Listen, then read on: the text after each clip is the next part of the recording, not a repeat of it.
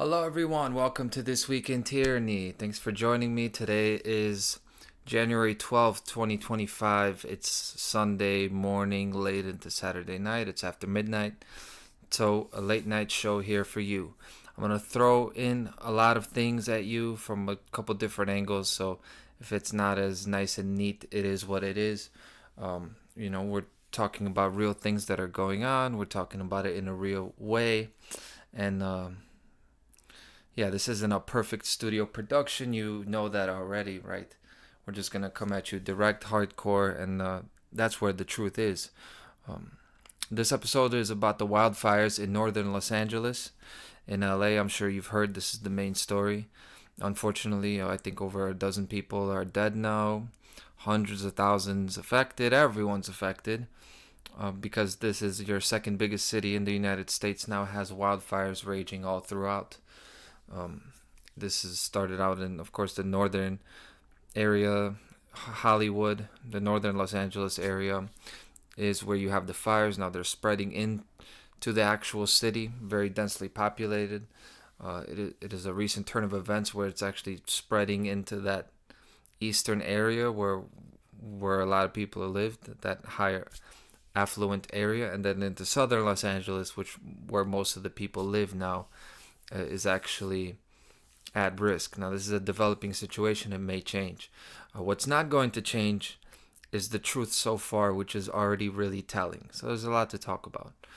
For example, what has come out is that the water pressure in the fire hydrants was actually low. In other words, there was no water in the fire hydrants. So when the firefighters go to put out the fires, they got no water. Now, it has come out that an investigation has been launched into that. How did that happen? Of course, that is something you raise an eyebrow at. And let's just cut to the chase here. When you're seeing all of these environmental conditions, whether it's a hurricane or a wildfire, you're seeing conditions that make it seem like the worst case scenario is developing. It's not coincidence. It's not just the wrath of nature or any kind of act of God in that sense. You have to look at the most direct explanation, which is, of course, that government is involved and different levels of different kinds of government are involved. And the precedent for cataclysms and mass murders and all these kinds of crises, big, damaging, traumatic events, the precedent for that being caused by government to use as a weapon against the people is extensive. History is full of that, right? So, but I'm not really gonna go on about that because I've done that. People have done that, and already, if you're stumbling upon this video, we're already starting. The starting point is you're aware that this is an engineered event, an engineered real fire to some degree, but where I'm coming at it from is personally. On one hand, I like that people are vigilant about any crises, right? And we don't even believe the mainstream story. No way. The first thing we do, in fact, is immediately reject the story they tell us about the fires because we've been lied to so many times. And this is something that I myself am guilty of. And really, you can't blame us because when it comes to these stories that we get in the media of what went down, how come there was a flood over here? How come there was an earthquake over here? Why did this building collapse? When all someone does is lie, they lie and lie over again. You don't expect them to tell the truth. So us, the freedom movement, we're like the wife of an alcoholic. And this guy, he does the same thing day in and day out every week. And one day he says that he's going to go to the locksmith or something like that. He needs to go get something done. You then, as the wife, you're expecting him to lie. You're expecting him to stay out, get with the boys, and go to the bar and drink and come back the next morning. And that could have been the one day he actually did go to the locksmith and he did have to do something. But of course, you're going to accuse him based on his record. And that's us. When we see wildfires, just like in Lahaina, we had the Maui wildfires, and in Canada, and then we had the wildfire smoke coming from Canada over settling into the Midwest and all over the country. Look, it's episode 110. I've done a couple of these now. We're starting to repeat events, right? Multiple mass shootings, multiple wildfires, multiple killings on the subway, these kinds of things. So people are catching on to those patterns, a lot of us, not just me. And we're all over the internet, we're all over the social media. And that's good. But on the other hand, it irks me that everyone seems to have a story or an explanation ready made about these wildfires, and they come out with so much confidence, whether it's about directed energy weapons or which political party, which faction of the ruling structure caused it, about energy weapons, about what the reasons are for the fires and what they're related to. So I'm going to offer a few things that are against the grain with this story. The first is Occam's razor, which is a respect for causality, meaning you don't assume intricate knowledge of things that occur. You don't pick up at step 6 and 7 when you have an established step 2. Occam's razor is essentially that the simplest explanation, the most direct explanation to something, is the most likely, and that's the one you go with when you're trying to establish something.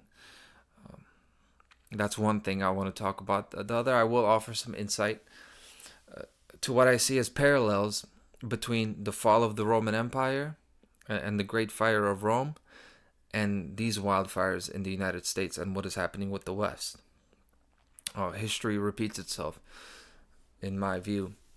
I'll talk about symbolism as well, of course. And I'm going to talk about the shoes, the shoes that you see all the time. Why do you see the shoe symbolism? Why do you see a loose shoe? Why is that always the picture that is displayed? The occult significance of that. So stay tuned for that, because it is gaining traction, but there's no good explanation for that, really.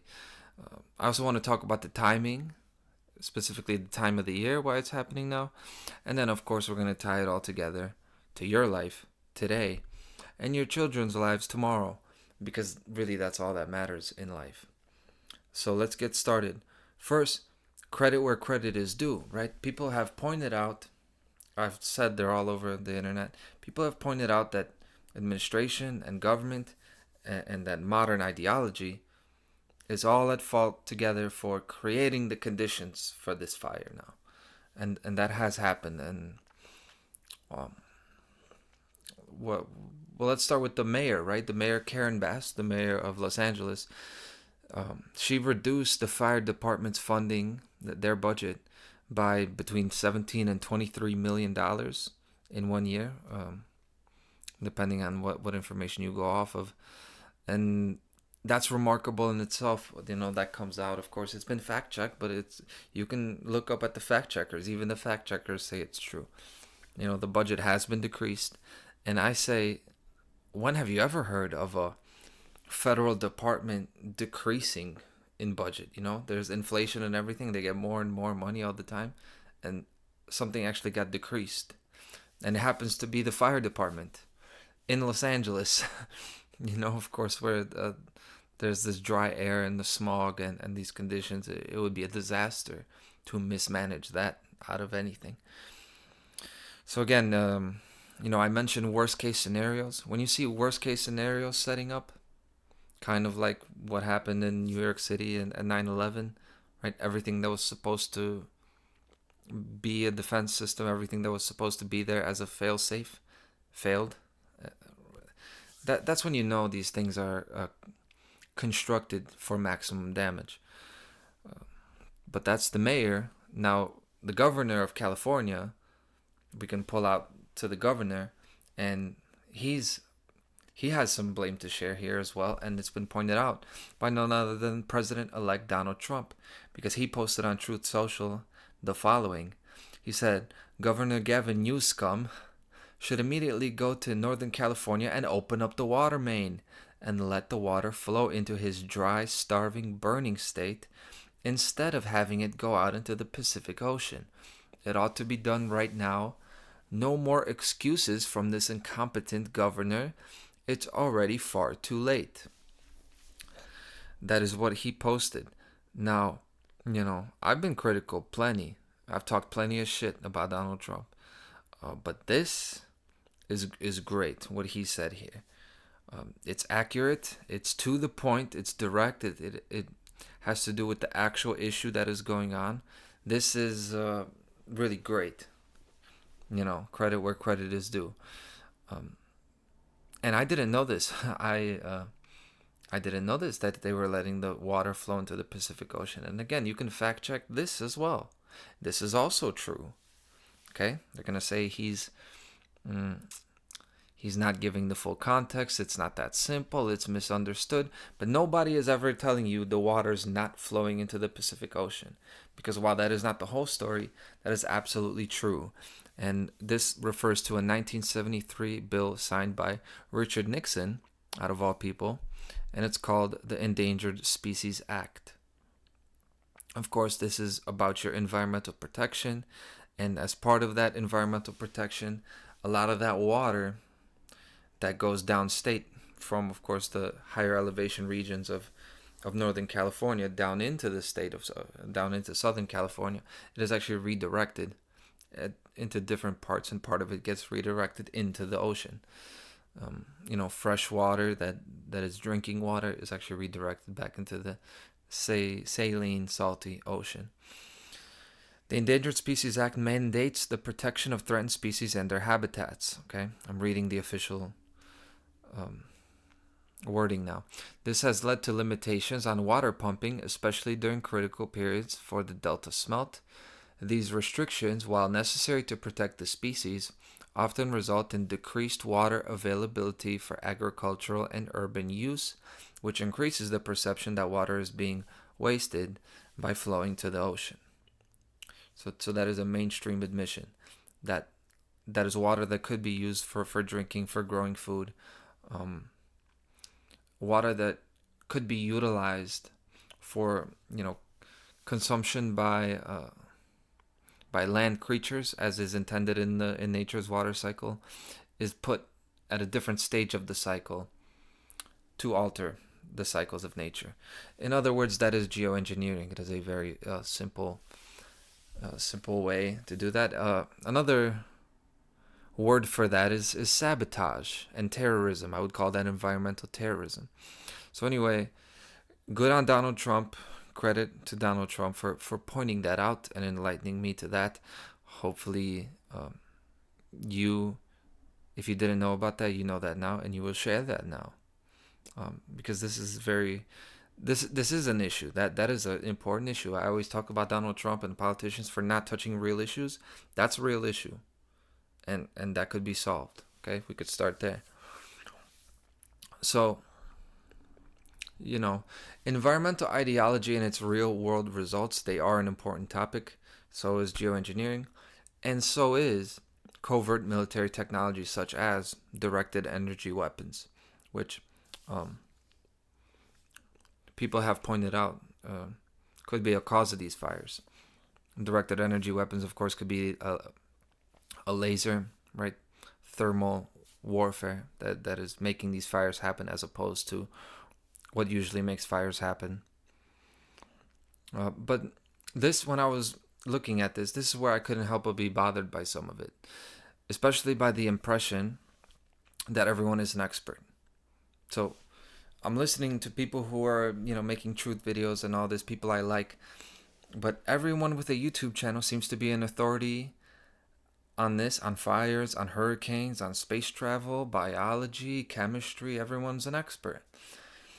And I've said that before, that this is one of the reasons the truth and freedom movement is not being taken seriously, because people are quick to make technical claims that could easily be disproven by a technician, by someone in the field, even if they're dumb as a bag of bricks. They may know that, and you try to make a claim, and you try to use some data to support that claim, and even though your claim is correct, your data is wrong.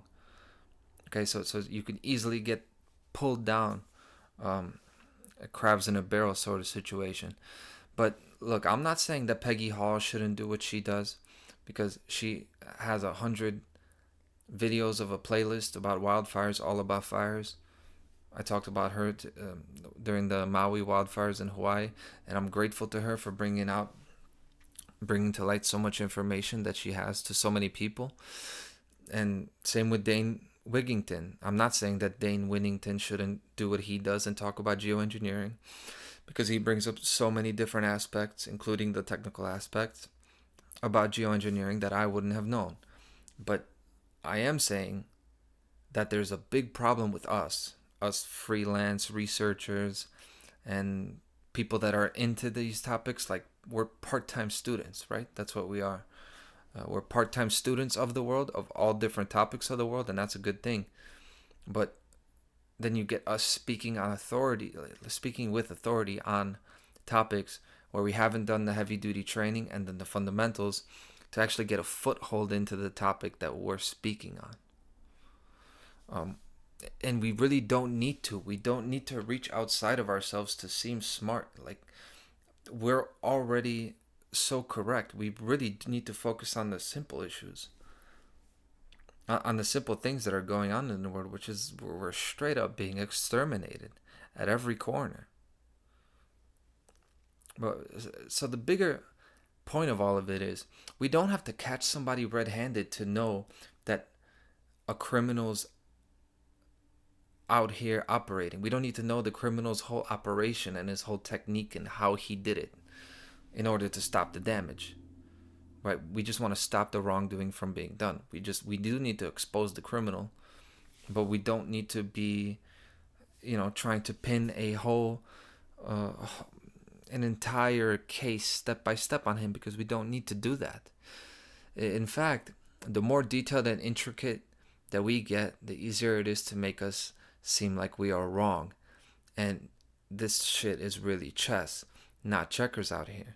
Because in this censored, controlled world that we live in, somebody like me, somebody like you have a very limited time to speak on something, to speak to the world and make your claims before you get silenced, or before you lose someone's, average 6 to 10, 30 seconds of attention, right?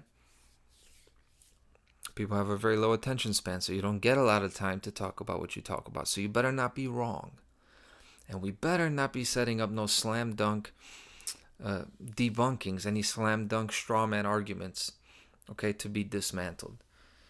Okay, so it's not to go on and rant or complain.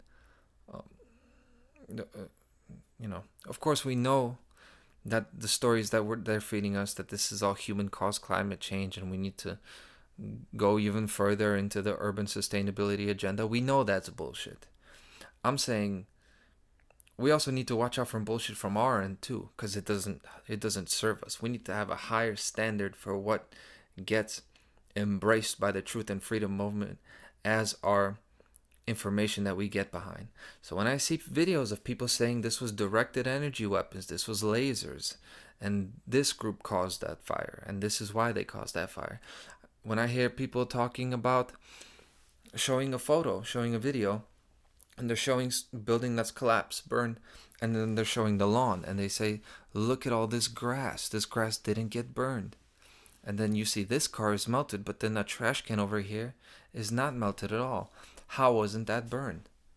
When people say that, when people say that this was an electrical fire and that's why water couldn't be used to put it out, that it was caused by the smart meters. All these claims, even if they're true, okay, fine. But I think what happened to Occam's razor out here, that the simplest explanation is the one you need to start with and rule that out. And the simplest explanation for a fire is a fucking match and a lighter. Because it's as simple as that.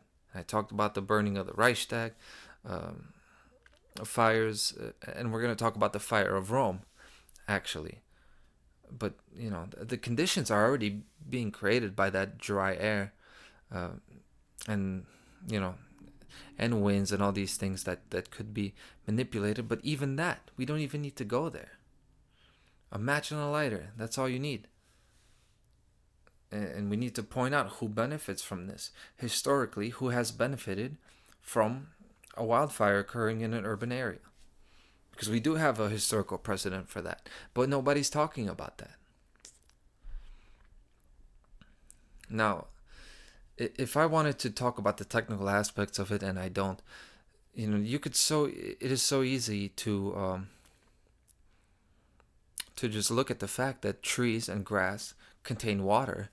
They have actual water inside of them, so they're pretty wet. Actually, you don't think about grass being wet per se, but it is, and that is why you can see a lawn that a fire went over that area and didn't burn the grass, because grass doesn't burn that easily. Okay, the trees also, they will be burning and catching, but fire burns low, so the fire moves on, and the flames move on, and you can see the top of the trees. They may still be green. It's not a massive blackness all over, distributed over the concrete and the grass evenly. And this just irks me.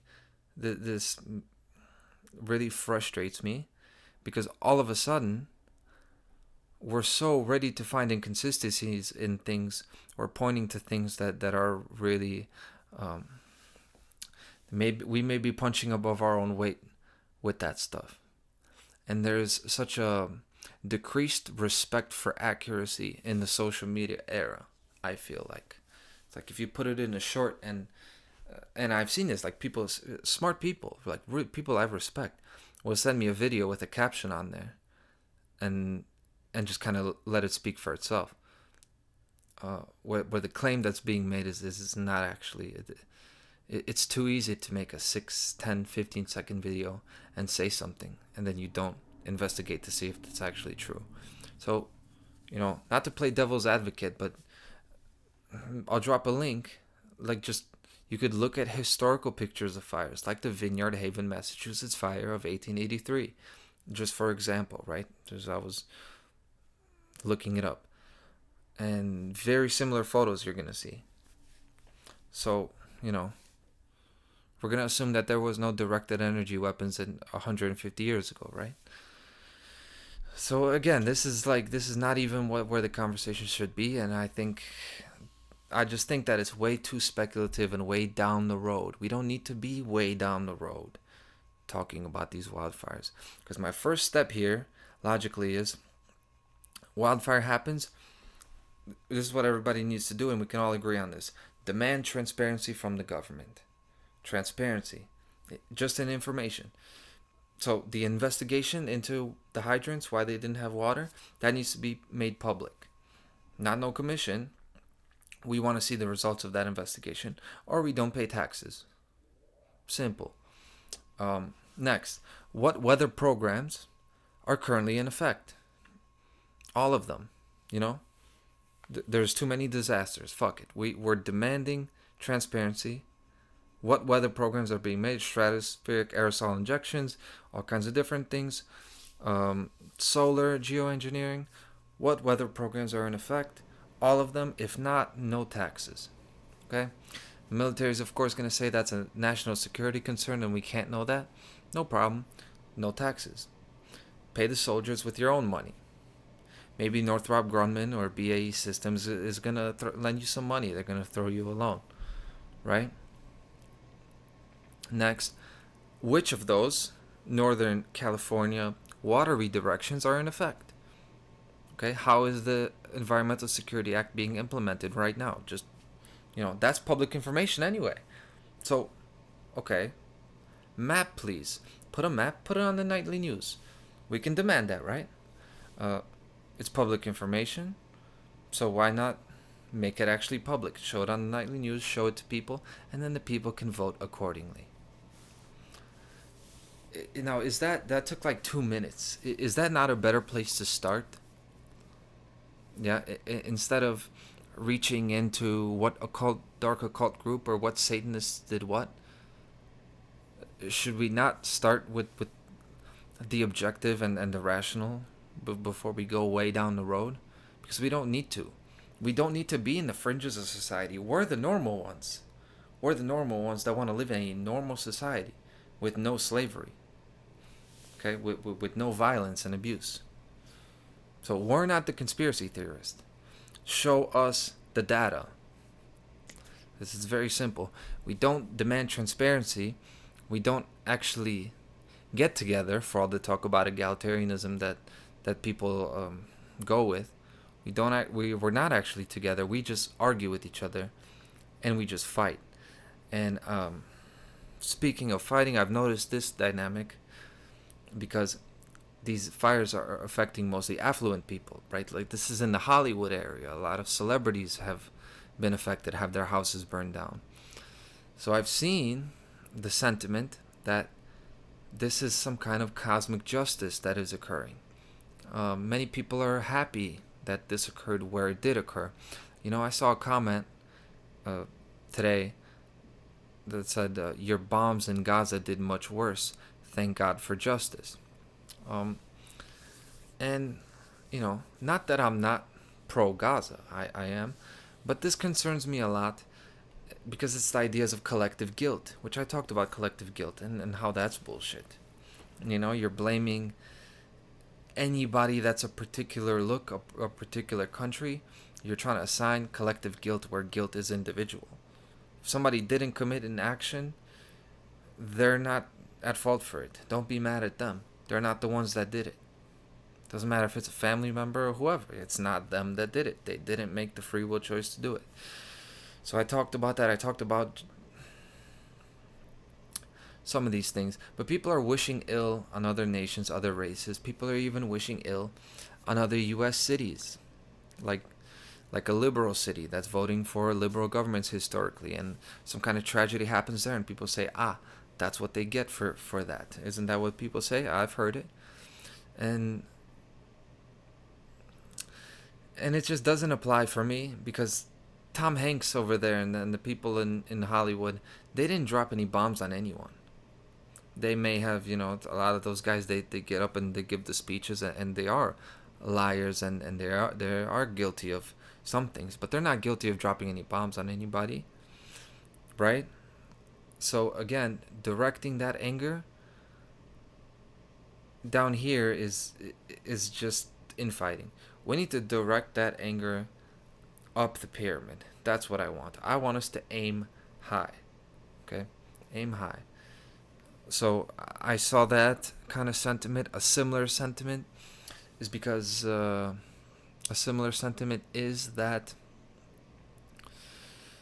of course money and financial inequality is like one of the main problems here, because some of these people with money asked if they have if somebody has access to private firefighters, they'll be willing to pay millions of dollars to have like firefighter security to protect themselves from the fire. I mean,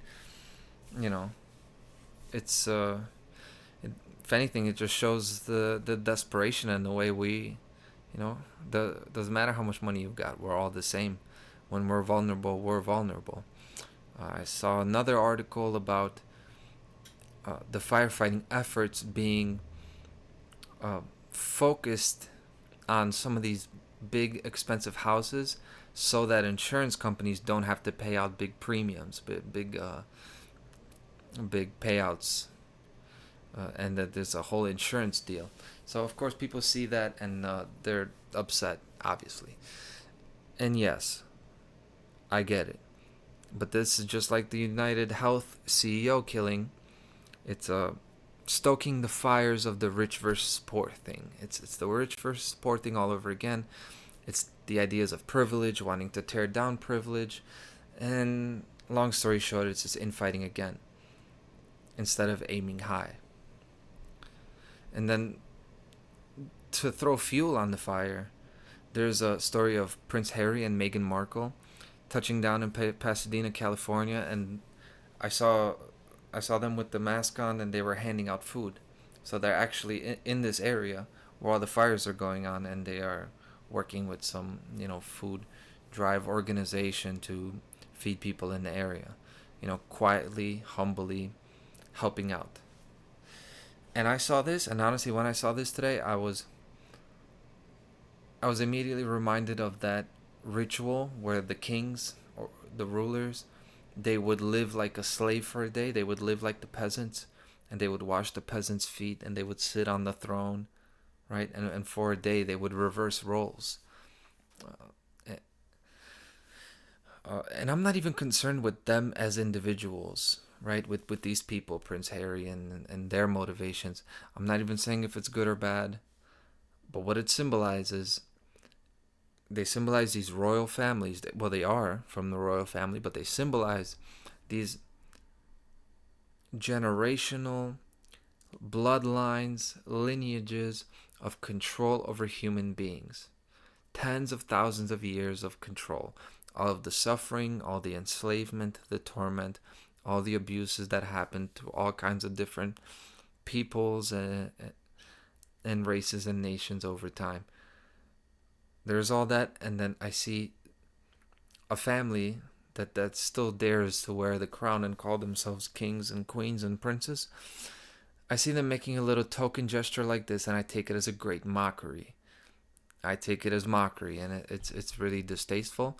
So, in the words of Joe Frazier, in a story that was actually told by his son Marvis Frazier, when Joe Frazier watched his lifelong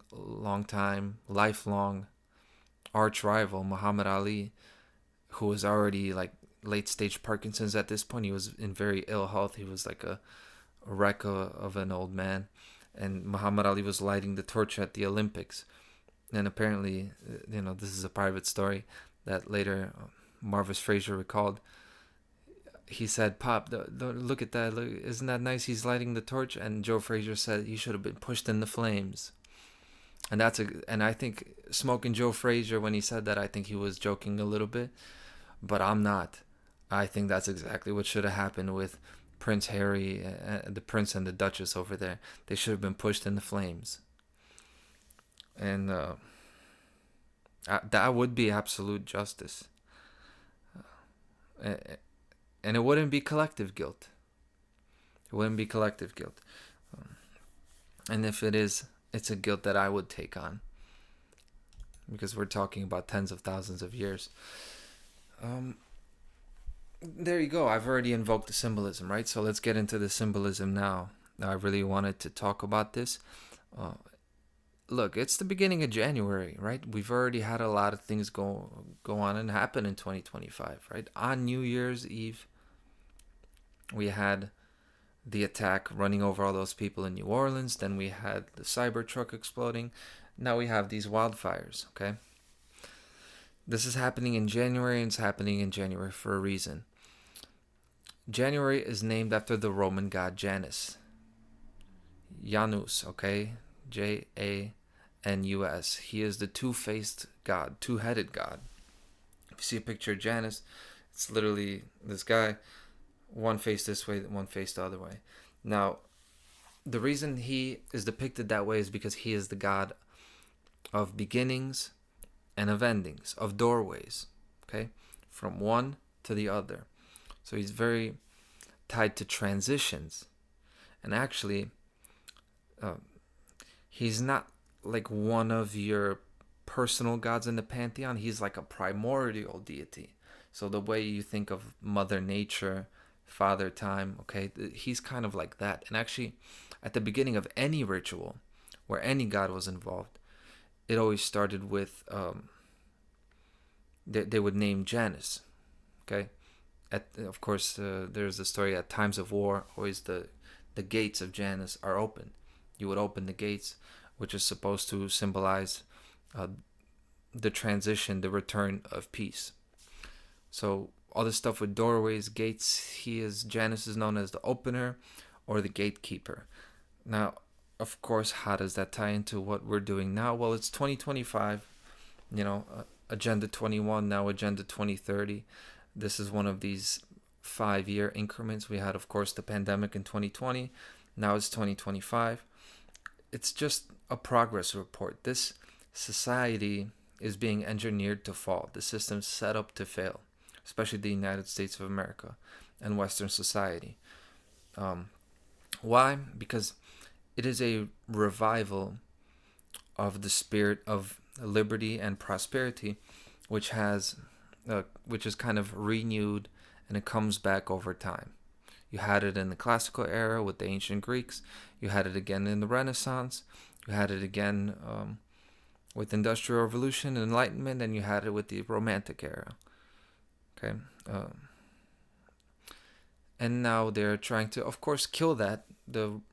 Those who are in the ruling elite that are trying to hold back the progress of humanity and keep humanity in a dark age, historically, they are there to usher in that transition.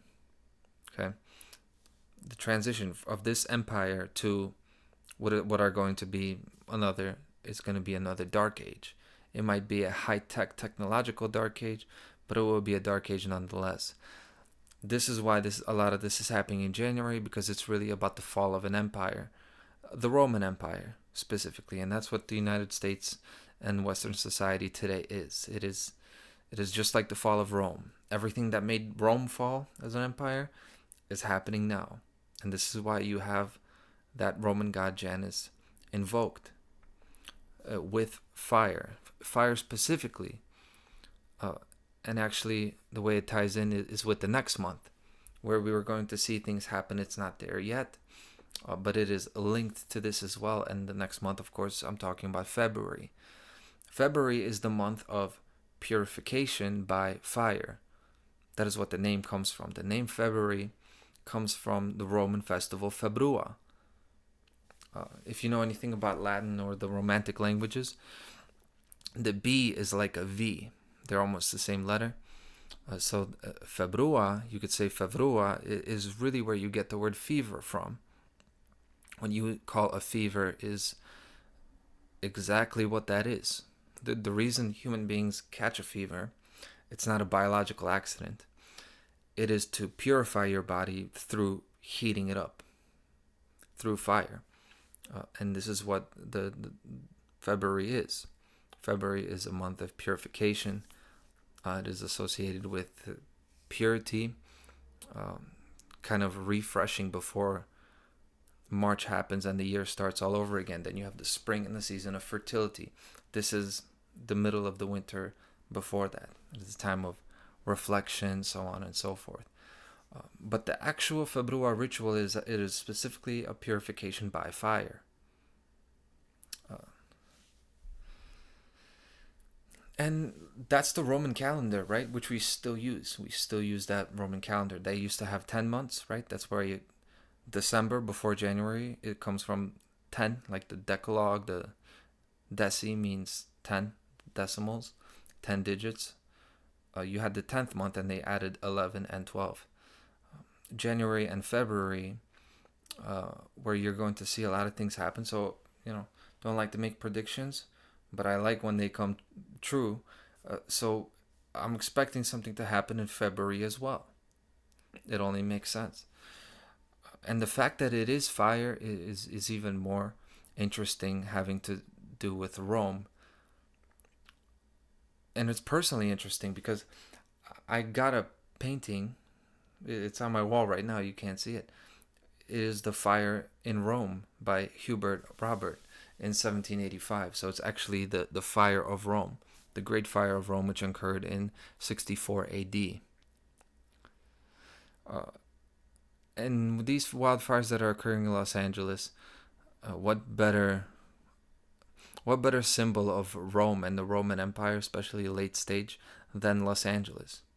Everything Los Angeles stands for, is it not the worst things about Roman society, The orgies, the materialism, the great gap between rich and poor. I mean, everything that is surface level and degenerative about human behavior and human interaction. That's Los Angeles, baby. That's vanity. That's all of that. That's Rome. When you're in Rome, do as the Romans do, right? And this is it. Leave the things of Caesar to Caesar. Now, the interesting thing about that is, another one is that the people back then thought that Nero started the fire, Emperor Nero. Okay? They knew it back then that he started the fire, and there are all these reasons for it. So it's nothing new. I mentioned this at the beginning. The idea of government starting fires and the people, being tricked into all of these things that happened, like what? Like when the Great Fire of Rome happened in 64 AD, They didn't need to catch anybody lighting that fire, but what happened that followed it showed it showed who was responsible, because they actually had all these land use laws. It goes all the way back to Rome. Nero, after the fire, had all these laws of controlling the land. He actually used it as a land grab. If that sounds familiar, it brings back, takes you back to the COVID-19 pandemic. What else they did? They confiscated a lot of land, not just through laws indirectly. They took over the land, right? Then they increased taxes for all citizens for the reconstruction, right? We've heard that before. Build back better. Yeah. Emperor Nero also bypassed the Senate after that happened. Since it's an emergency, it's this idea of emergency powers. Look, the stuff is from an old playbook. And it was really enlightening to look into the Roman Empire today, just a bit, to see how much of what we see as being endemic to our times, being modern, it actually already happened in the Roman Empire, 1800 years ago or so. Interesting thing, when the Rome burned, then Nero blamed the Christians, and it's interesting. Why did he blame the Christians? Why are Christians blamed? Why are Christians disliked? And the answer is because they have a religion other than government. That's why they don't like Christians. That's why they don't like anybody that has a faith, that has a conviction, that has an ambition. This system, these institutions, they don't like somebody who isn't swayed left and right. Now, last week I talked about Jewish persecution, right? I talked about Jews being actually persecuted. Now, why are Jews persecuted? The same reason. They have a religion that is not the government. So the government doesn't like that. And I use that term government as really like a broad term to mean all kinds of psychopaths, yeah, and criminals that carry out their abuse on a mass level. Okay, I don't just mean the government, but the Jewish people actually do worse than that. They not only do that, they also commit the cardinal sin, which is acquiring worldly power, and they really don't like that. They're not only competing with them on a spiritual level or a faith level, they're competing with them on a real political, financial level. And you better know that this system does not like that. So there are parallels like that with the Roman Empire, where this is what is happening here. The more devout you are to an idea, the more you care about something. See, now it's interesting, because now if you're a man that cares about something, if you have a drive, if you have a passion, if you have a goal that is something more than just living a comfortable, easygoing life, it's hard for you to find a woman to live that life with you. That's the war here, So it's just the fall of Rome continued. But the most important point here is that disasters and cataclysms, regardless of who starts them or why, they're indicative of a broken society. And that's what we have. We have a broken society. I'm going to read something real quick. When I was reading about the fall of Rome, I was introduced today to a historian named Kyle Harper. Okay, Oklahoma guy. He wrote a book in 2017 that gave 4 decisive turns of events in the transformation from the height of the empire to the early Middle Ages. In other words, he's talking about why Rome fell. Now, the reason I'm going to read these bullet points is to show that this is uncanny resemblance. This is exactly what is going on here. And for the record, he wrote that in 2017, right? So it's a couple years ahead of time. Now think about what was going on in 2017. This guy called it then just talking about Rome, not talking about the United States. The Antonine Plague that ended a long period of demographic and economic expansion, weakening but not toppling the empire. That is first. Second, the crisis of the 3rd century, in which natural climate change, renewed pandemic disease, and internal and external political instability led to the near collapse of the imperial system. Its reconstitution included a new basis for the currency, an expanded professional government apparatus, emperors further distanced from their people, and shortly, the rise of Christianity, a proselytizing exclusive religion that anticipated the imminent end of the world. Third, the military and political failure of the West, in which mass migration from the Eurasian steppe overcame and dismembered the western part of an internally weakened empire. The Eastern Empire rebuilt itself again and began the reconquest of the West. And fourth, in the lands around the Mediterranean Age, the late antique Little Ice Age and the plague of Justinian created one of the worst environmental cataclysms in recorded history.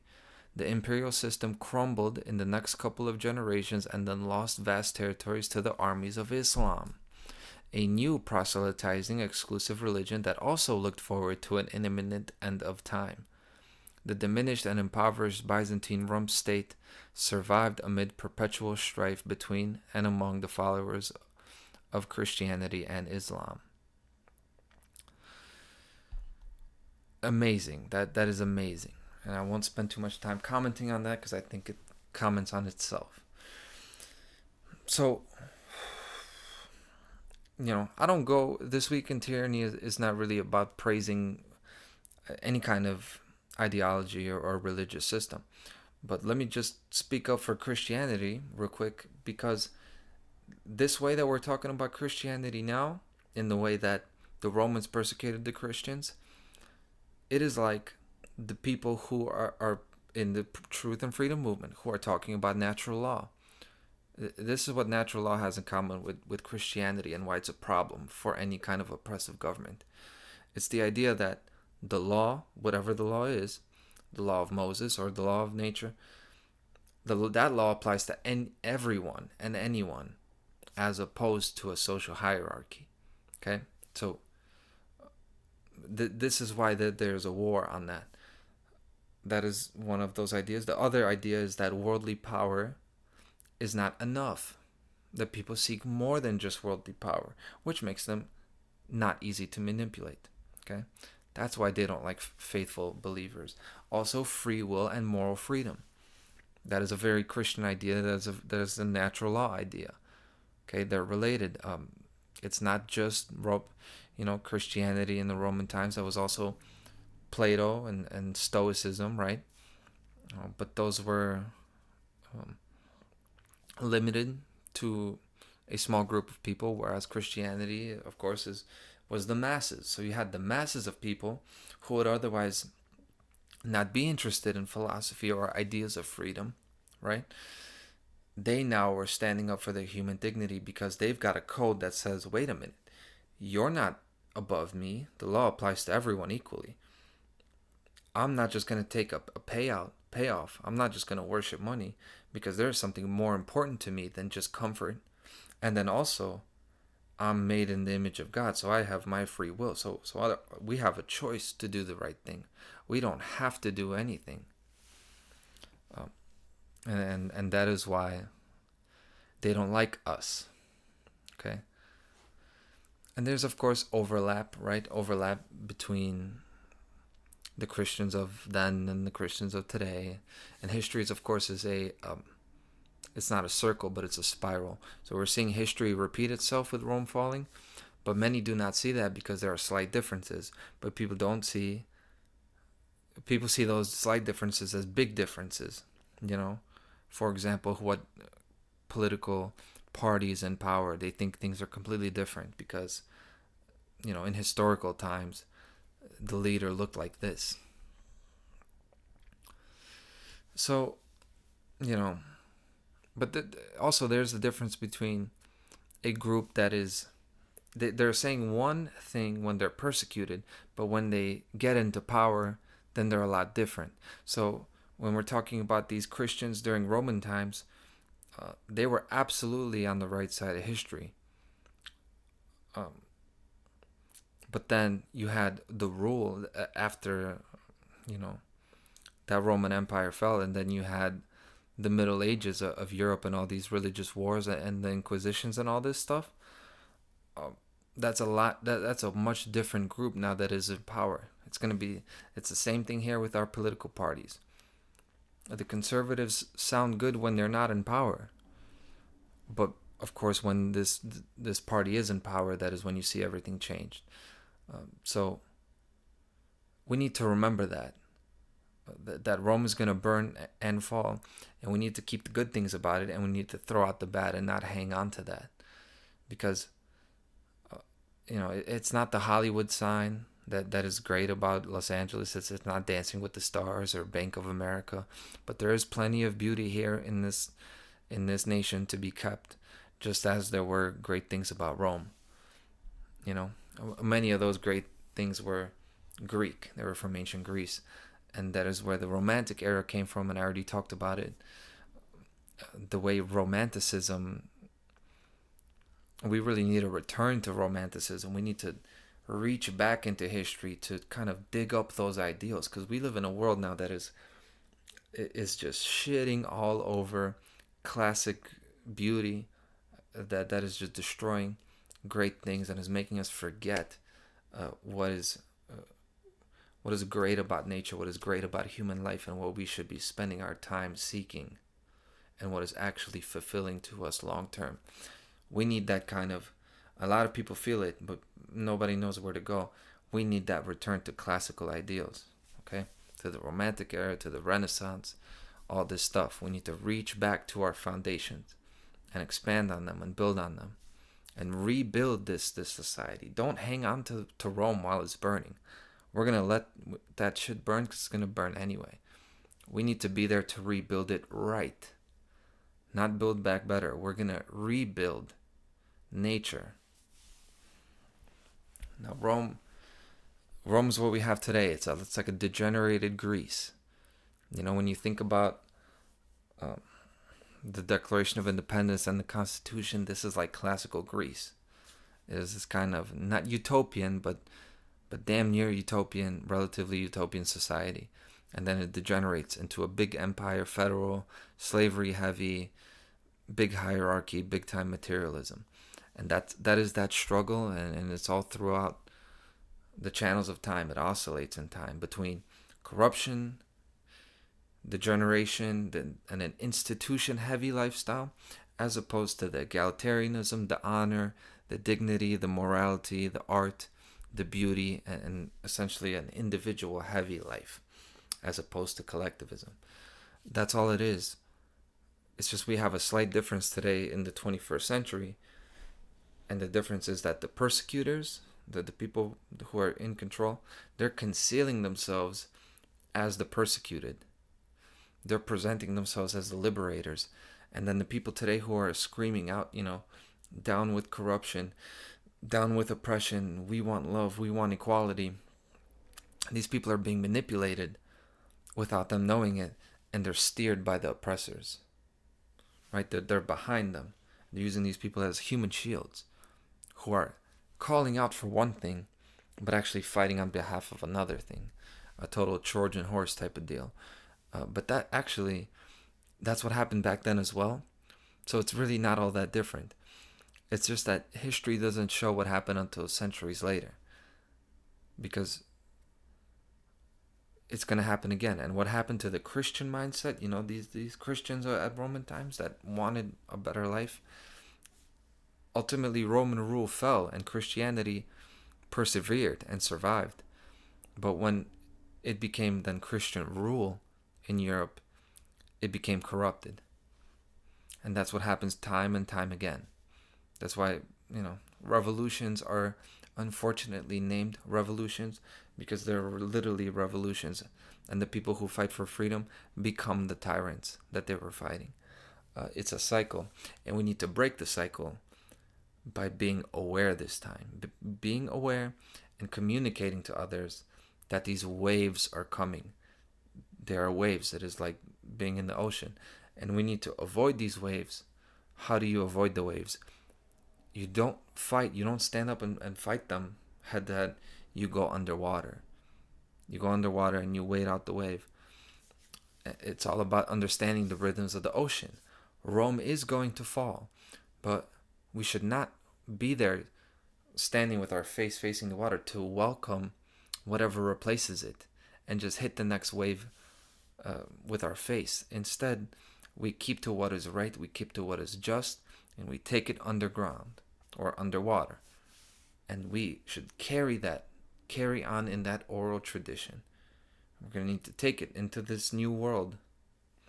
And we need to take with us, hold within us, the blueprints for loving human relationships, the blueprint for right and wrong, for artistic expression, the pursuit of mastery, and just total development and growth and maturity. Development as beings. And living symbiotically with nature. These are all things that we know.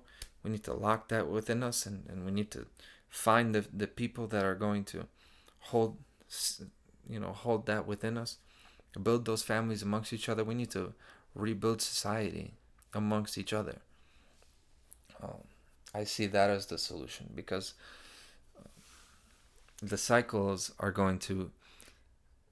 rhythms of the cycles are going to continue. We just have to get smarter. And that's basically going to be it. I am just going to throw in the bonus at the end. I've mentioned it, which is the shoes. The question has been, what do the shoes mean? It seems like anytime a traumatic event or, big disaster happens, there are all these pictures with a pair of shoes laying out in the street. You see a pair of shoes on the highway, you could see them thrown over the power lines, but often they're reported front page. They're these really emotional photos, and it's been pointed out by, hey, these shoes, they have an occult symbolism, but what does it really mean? Peggy Hall brought this up when I was listening to her this week, so credit to Peggy Hall, check her out. But really, the work about the shoes and how frequent that symbolism is, it's crazy. If you look into the shoe thing, you see shoes anywhere. Anytime you have a terrorist attack, anytime you have an explosion, it is just crazy that is specifically what again and again and again comes up as like a featured image. And for that, you should go to the work of Ole Dammegard. I'm going to link something. I'm going to at least write his name so people know how to spell it and people go to him. Because he's kind of done the most work on this. But even then the people who are experts in that field, it's still, there's not really a good answer for what the shoe means and why the occultists use the shoe symbolism.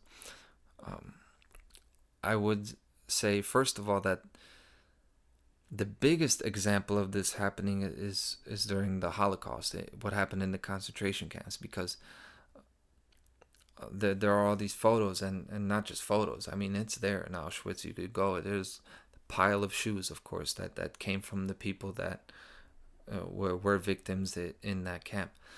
And really, that is kind of like your main instance of that symbolism. But it happens here and there and again and again. Now, what the shoe means, long story short, is it really goes back to something that is really a universal symbol of humanity, because everybody wears a pair of shoes, and it is your connection to the earth. So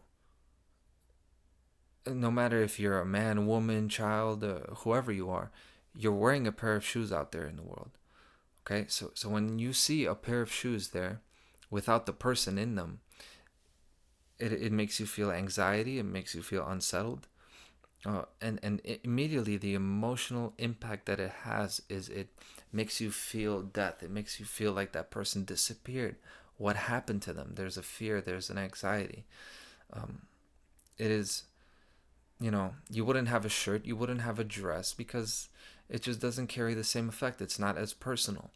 The only thing that would be more personal is a pair of underwear. But, of course, the underwear then is so gendered, so it wouldn't have the same effect either, because if you see a pair of boxers, that's kind of strange. If you see a pair of women's underwear, then that has a total different impact, especially if you're a man. You think about that in a completely different way. But the shoes are there. It is a very primal. It is very primordial. It's just a fear tactic. Okay, that is one of the symbols. The other is, this is your protection from the earth. All of us need to wear shoes to protect our feet. So you're seeing these shoes laying out there. You're taking out the people's foothold. You're taking the floor out from under them as well. Of course, the root chakra is your feet, right? Your first. Well, that is where they want to get you at. They're controlling everything. But all of this happens when people are dying, right? So you want people to fear where they are the most vulnerable, right? The bottoms of your feet, sensitive. There's that. Those two things, your connection to Earth, which is what they want to invert, right? These are the people that want to bring in a new world order and a system of slavery, which is to actually turn the world upside down, right? So they want to separate you from your foothold, from your foundation. They want to do that. They want to cause a basic anxiety. And the third reason, and I'd say really the most important reason, is it is like a superstitious, ritualistic manifestation. Because I've mentioned at the end of the day, what is behind these ideologies such as communism, Satanism, really the fundamental core, not even mentality, but the core spirit of what that is, to want to have a system, a hierarchy, and just a general inversion of nature. What is behind of that is suicide. It's a death cult.